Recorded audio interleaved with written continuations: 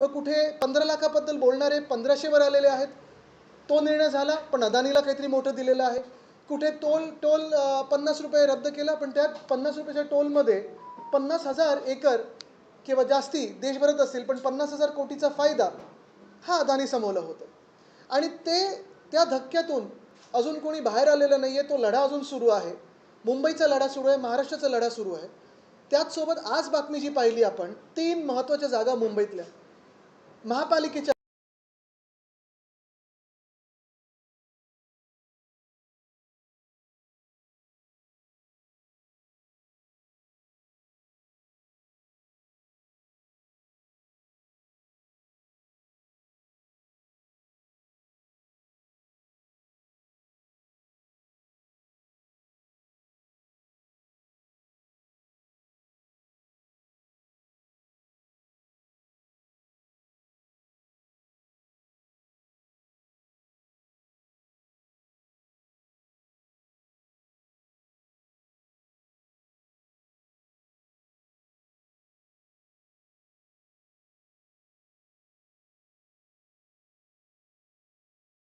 आणली.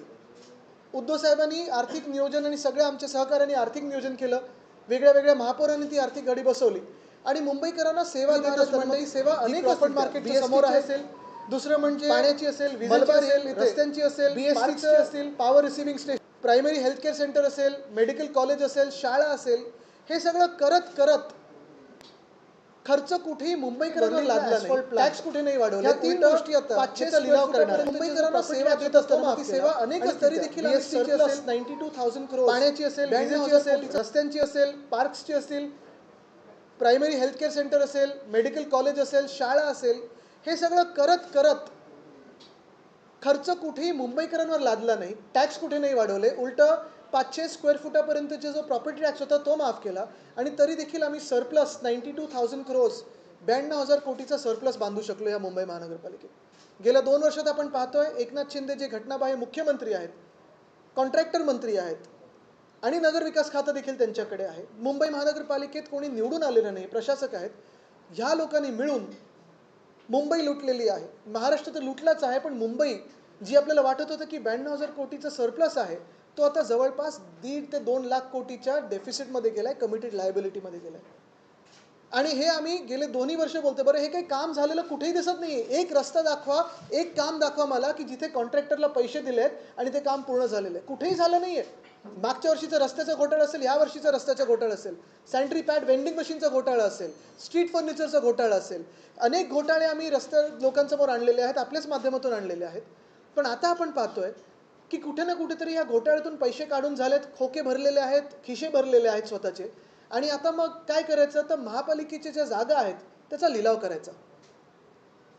छत्रपती शिवाजी महाराज मंडई जिथे आमचे मासे विक्रेते बसायचे, ती आता लिलावात काढलेली आहे. वरळीतला ॲस्फॉल्ट प्लांट आहे आणि मलबार हिल इथे बीएसटीचं जे पॉवर रिसिव्हिंग स्टेशन आहे ते. म्हणजे एकंदर जर आपण पाहायला गेलं तर आज मुंबईमध्ये जसं पियुष गोयल साहेब आहेत, ज्यांना प्रचारात कुठे मासे दिसले की नाकावर रुमाल लावायला लागतो, त्यांच्यासाठी आणि त्यांच्यासारख्या लोकांसाठी मासे विक्रेत्यांना जागा एकनाथ शिंदे सोडत नाही आहेत. त्यांची जागा देखील विकून कदाचित अदानीच्या घशात घालणार आहेत. जो ॲस्फॉल्ट प्लांट महत्त्वाचा आहे, ॲस्फॉल्ट प्लांट वरळीसाठी असेल, मुंबईसाठी असेल, महाराष्ट्रासाठी असेल, ती जागा देखील मौक्याची जागा आहे, मोठी जागा आहे. माझी तर मागणी हीच राहील की तिथे सरकारी कर्मचारी असतील, रिटायर्ड पोलीस असतील किंवा मग महापालिकेचे कर्मचारी असतील, त्यांना घरं बांधून द्या. पण ती जागा देखील लिलावात काढलेली आहे. मलबार हिलचं पॉवर स्टेशन लिलावात काढलेलं आहे. एकंदर आता राहिलं आहे काय लिलावात काढण्याचं, तर हे भाजपवाले आणि एकनाथ शिंदे कदाचित आपलं हुतात्मा स्मारक देखील लिलाव करतील त्याचा, किंवा तिथे पण अदानीचा ए लावतील किंवा गुजरातचा जी लावतील. गोष्ट अशी आहे की हे सगळं जे चाललेलं आहे त्याला आम्ही विरोध तर करत आहोतच. पण एक सांगतो तुम्हाला, हा लिलाव जो कोणी याच्यात येईल, लिलावामध्ये बिडिंगसाठी येईल, आमचं सरकार पुढच्या 3 आठवड्यात येत आहे आणि सरकार आल्यानंतर हा लिलाव फक्त रद्द नाही करणार, तर ह्याच्यात क्रिमिनल इन्व्हेस्टिगेशन आम्ही करू. जे कोणी लिलावात येतील की तुम्ही किती पैसे आणि खोके एकनाथ शिंदेनं दिलेले आहेत आणि त्यांच्या सरकारला दिलेले आहेत. कारण हे मुंबई विकण्याचं काम आहे, महापालिका विकण्याचं काम आहे. आणि एकंदर मुंबई महानगरपालिका असेल, पुणे महानगरपालिका असेल, ठाणे, नाशिक, सोलापूर, कोल्हापूर, जिथे जिथे आपण पाहतोय प्रशासक आहेत, जिथे निवडून आलेले कोणी लोकप्रतिनिधी नाही आहेत तिथे अशा लिलावाचा अधिकार प्रशासकांना दिला कोणी, हा पहिला प्रश्न उपस्थित होतो. ह्याचं उत्तर एकच आहे, घटनाबाह्य मुख्यमंत्री, कॉन्ट्रॅक्टर मंत्री एकनाथ शिंदे. त्यांना महाराष्ट्र लुटायचं आहे, मुंबई लुटायची. कधी मुंबईवर किंवा महाराष्ट्रावर त्यांच्याकडे अशी ताकद नव्हती, सत्ता नव्हती. आता सगळं काही हातात मिळाल्यानंतर काय विकू शकू आणि काय कमवू शकू ह्याच्यात चक्रवलेले आहेत आणि तसंच काम चाललेलं आहे.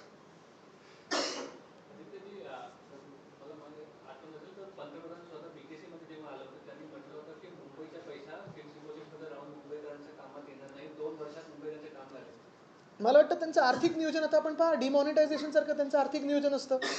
मुंबईकरांचा पैसा कुठेही आम्ही टोल टॅक्स वाढवला नाही, गडकरी साहेब जसं त्यांच्या खात्यातून वाढवतात, कुठेही आम्ही टोल लागूच केला नाही, टॅक्स वाढवला नाही आणि तरी देखील कामं करत पैशाचं नियोजन केलं. जनतेला प्रत्येक पैसा बजेटमध्ये रिफ्लेक्ट होताना दिसला. प्रत्येक पैसा जो फिक्स्ड डिपॉझिटमधला होता तो आपण पाहतोय. गोरेगाव मुलुंड लिंक रोड असेल, कोस्टल रोड असेल जो आम्ही केलेला आहे, सिवेज ट्रीटमेंट प्लांट असतील, अनेक गोष्टींसाठी तिथे आपण प्रस्तावित केलं, तो दिसत होतं. PM केअर फंडासारखं आम्ही नियोजन नव्हतं केलं.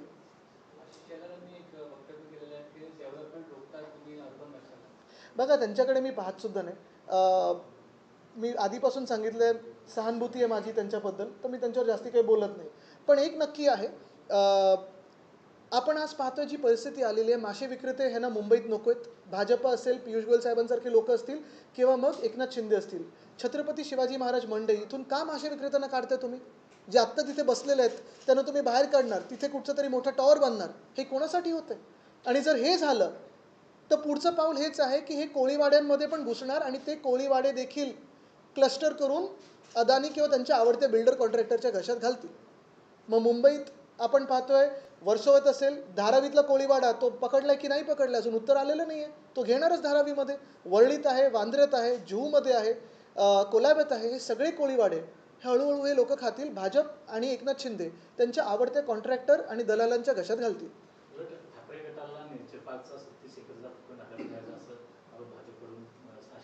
बघा मी ज्यांना उत्तर देत नाही त्यांना उत्तर देत नाही. जे थोडे अभ्यास होत त्यांच्याशी चर्चा होऊ शकते. निवडणूक घोषित झाली त्याच दिवशी बरोबर 359 GR आहेत हे जारी केले होते. त्यातील 112 GR आणि टेंडर रद्द करण्यात आले सरकारकडून. आता मला वाटतं एक आता आचारसंहितेत कोणाला काय परवानगी हे आम्हाला इलेक्शन कमिशनरने सांगावं. कारण अजूनही काही काही ठिकाणी यांचे बॅनर गेट लागलेले आहेत, होर्डिंग लागलेले आहेत, रेल्वेमध्ये स्वच्छ भारतचे ॲड चालू आहेत. तर हे इलेक्शन कमिशनने सांगावं की फ्री अँड फेअर जे बोलत आहेत तर तसं करणार आहेत की नाही. GR काढायची म्हणजे निवडणूक घोषित झाल्यावर GR काढायची घाई हेच आहे ना. मी तुम्हाला सांगतो हे सगळे विषय महत्त्वाचे आहेत. पण आज मी तुम्हाला परत एकाच विषयावर आणीन. जशी आपली मुंबई लुटली जाते, मला वाटतं जातपात धर्म बाजूला ठेवून राजकीय जे काही आपण मतदान करत आलो आहे, विचारधारा ते बाजूला ठेवून मुंबईत आपल्याला स्वाभिमानाने जगायचं असेल तर आपल्याला ह्या एकनाथ शिंदे आणि भाजपच्या विरोधात लढायलाच लागेल. नाही तर ही मुंबई अशी नाही तर तशी ते गुजरातच्या घशात घालत आहेत. आपण पहा ऑलरेडी जर मासे विक्रेते ह्यांना नको असतील तर मग कोणाची मुंबई राहिली? जर ह्यांना कोळीवाडे क्लस्टर किंवा स्लमसारखं डेव्हलप करायचे असतील तर कोणाची मुंबई राहिली? जर ह्यांना छत्रपती शिवाजी महाराज मंडई असेल, आपला ॲस्फॉल्टचा प्लांट असेल, आपलं पॉवर स्टेशन असेल, हे प्रायव्हेट बिल्डर्सच्या घशात घालायचं असेल तर कोणाची मुंबई राहिली? फुकटात 1080 एकर जर ह्यांना अदानीच्या घशात घालायचे असतील तर कोणाची मुंबई राहिली? मग मुंबईचा आवाज आणि मुंबईच्या आपल्या माणसाचा आवाज हा राहणार की नाही राहणार, की असंच तुम्ही शांत होऊन जाणार, हे तुम्हाला ठरवायचं. जे कोणी माझा लढा ह्या मुंबईच्या जे विकायला काढले, मुंबईचा लिलाव जो होते, लिलाव पण नाही फुकटात मुंबई दिली जाते, तो माझा प्रतिस्पर्धी आणि त्याच्या विरोधात मी लढणार. मी बघतच नाहीये. मी एकच बघत आहे की माझा लढा आणि उद्धव बाळासाहेब ठाकरे, शिवसेना उद्धव बाळासाहेब ठाकरे ह्या पक्षाचा लढा, जे महाराष्ट्राच्या स्वाभिमानावर येतात, महाराष्ट्राच्या अस्मितेवर येतात, महाराष्ट्राची लूट करत आहेत, इकडच्या तरुणांना बेरोजगार कडून सोडत आहेत, इकडून रोजगार दुसऱ्या राज्यात नेतात, त्यांच्या विरोधात आहे आणि त्याच्या विरोधात लढत राहू. एक वेगळा प्रश्न आहे. 5 दिवसापूर्वी मुंबईतील मालाडमध्ये एका मराठी तरुण मुलाचा जूनबळी गेला, त्याच्या आई वडिलांना देखील मारहाण झाली. मात्र कोणत्याही राजकीय पक्षाकडून अजून त्या संदर्भात काही बोललं जात नाही किंवा आपण माझं त्या दिवशी वक्तव्य पाहिलं नसेल. हे भाजपकरण होतं महाराष्ट्राचं. कधीही महाराष्ट्रात अशी संस्कृती नव्हती. हे भाजपकरण चाललेलं. हे मॉब लिंचिंग वगैरे भाजपच्याच डोक्यात असतं. कायदा सुव्यवस्थेची परिस्थिती एवढी बेकार कधीही नव्हती झाली आणि त्यासाठी एकच व्यक्ती जबाबदार आहेत, एकनाथ शिंदे. कारण त्यांच्या राजवटीत आपण पाहतोय ही परिस्थिती ढासळत चाललेली आहे. क्या आपने मॉब लिंचिंग की बात की, वहीं अगर हम यूपी का केस है, क्या बहराइच का केस है, वहाँ पे भी सेम केस हो रहा है, आज जो है एनकाउंटर भी हुआ है वहाँ पे, उसको लेकर मैं आपको फिर एक बार आपका ध्यान आकर्षित करना चाहता हूँ मुंबई की जो लूट हो रही है उसके ऊपर, क्योंकि मुंबई में 1080 एकड़ अदानी के और दिए गए, अदानी के हाथों में दिए फ्री ऑफ कॉस्ट। और आज मैंने पढ़ा छत्रपति शिवाजी महाराज मंडई हो, वर्ली में एसफॉल्ट प्लांट हो, या बीएसटी का पावर रिसीविंग स्टेशन हो, ये तीनों चीज़ें अभी उनका बिडिंग होगा और किसको मिलेगा पता नहीं, लेकिन हमारे जो कोली बांधव है उनके हाथों से ज़मीन छीनी जा रही है, हमारे जो मुंबई है मुंबई करों के हाथों से ज़मीन छीनी जा रही है। मला वाटतं बेस प्राईस कशाला लावता तुम्ही? आता कदाचित ते जसं मी सांगितलं ना, हुतात्मा चौकाला ते पण विकायला काढतील, एवढंच राहिलं यांच्या हातून. त्यांचं मेंटेनन्सचं काढलंच असेल काहीतरी. सर, महाराष्ट्र में इलेक्शन अनाउंस हो गया है, आपकी एक और मीटिंग चल रही है महाविकास अघाड़ी की। इस बीच अब वो आजमी नाराजगी व्यक्त करते हैं, कहते हैं कि बिना हमें संपर्क में लिए सीट शेयरिंग का अनाउंसमेंट नहीं होना चाहिए, वरना इसके रिपरकशन देखने मिलते हैं। मुझे लगता है मैं उसमें जाता ही नहीं हूँ, सारे वरिष्ठ नेता हैं उसमें, तो मुझे उस पर बात करने की ज़रूरत नहीं। वो अपने आप जो सारे जो मित्र पक्ष हैं उनसे बात करेंगे। सो एमबीए में all is well, all is well, लेकिन महाराष्ट्र में all is not well. Maharashtra की लूट चल रही है, महाराष्ट्र पे अन्याय हो रहा है, महाराष्ट्र पे अत्याचार हो रहा है, और उसके खिलाफ हम लड़ रहे हैं। एक जागावारी बीजेपी की तरफ से किया जा रहा है कि आप डेवलपमेंट विरोधी है, इसको कैसे? उनको मैं जवाब नहीं देता, क्योंकि एक ही बात है, मैं इंडिव्हिज्युअली किसी को जवाब नाही देता, लेकिन तुम्ही एक निश्चित आहे हे बघा, जेव्हाही कोणी अदानीवर बोलतं तेव्हा भाजप कशाला येतो डिफेंड करायला त्यांना? आम्ही भाजपवर टीका करतो, कोणी डिफेंड नाही करत स्वतःला. अदानीवर बोलल्यानंतर भाजप काही गुंतवणूक आहे कोणाची एकामेकांमध्ये, काय नक्की आहे गुंतागुंती? आदित्य, एक प्रश्न असा आहे की 36 जागा होती, MMR रिझर्वमध्ये 60 तो ये बताइए, प्रत्येक जागेत अदानी जागा घेतात. धारावी का मुद्दा कितना है ब्रेड चुनाव? मला वाटतं बघा, हा कदाचित तुम्हाला वाटत असेल चुनावी मुद्दा आहे, चुनावी मुद्दा नाही आहे, हे सगळं वेगळी गोष्ट झाली. माझ्यासाठी हा मुंबईच्या जीवन मरणाचा मुद्दा आहे, माझ्यासाठी हा मुंबईच्या स्वाभिमानाचा मुद्दा आहे, आणि माझी मुंबई मी कोणाला लुटू देणार नाही हे मी ठरवलेलं आहे. वरळी हा हायप्रोफाईल मतदारसंघ झालाय. संपूर्ण महाराष्ट्र, कारण महाराष्ट्राला आज वाचवायचं.